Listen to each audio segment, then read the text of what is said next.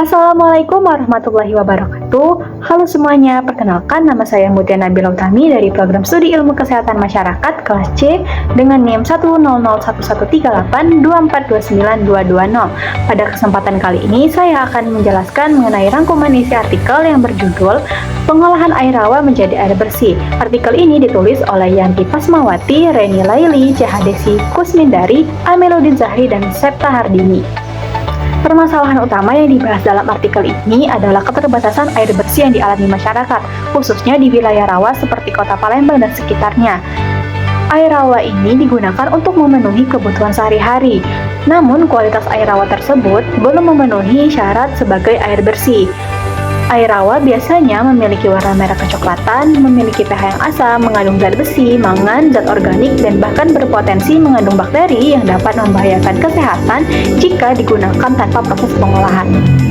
Untuk mengatasi permasalahan tersebut, teknologi yang digunakan untuk pengolahan air bersih yakni teknologi pengolahan air bersih konvensional atau teknologi tepat guna yang dapat diterapkan oleh masyarakat. Proses pengolahan air rawa menjadi air bersih dilakukan melalui 3 tahapan, yaitu proses pengolahan fisik, kimia, dan biologi. Dalam proses pengolahan air rawa menjadi air bersih, ada alat dan bahan yang harus disiapkan. Alat yang digunakan itu adalah drum plastik atau drum kaleng, pengaduk kayu, keran air, selang plastik, dan ember yang digunakan untuk menampung air bersih. Bahan yang diperlukan itu adalah air rawa, pasir, kerikil halus, kerikil kasar, arang atau ijuk yang digunakan sebagai penghilang bau, tawas yang digunakan sebagai penggumpal kotoran, dan kaporit yang digunakan untuk membunuh kuman di dalam air. Pengolahan fisik dilakukan dengan filtrasi atau penyaringan secara gravitasi untuk mengurangi kekeruhan akibat partikel terlarut. Dengan memanfaatkan media granular berupa karbon aktif yang berfungsi menyerap bahan organik penyebab bau dan rasa melalui proses adsorpsi.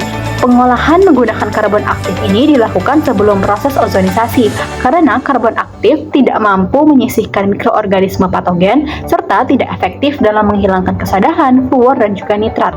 Setelah proses filtrasi dilakukan sedimentasi untuk memisahkan partikel padat dari cairan.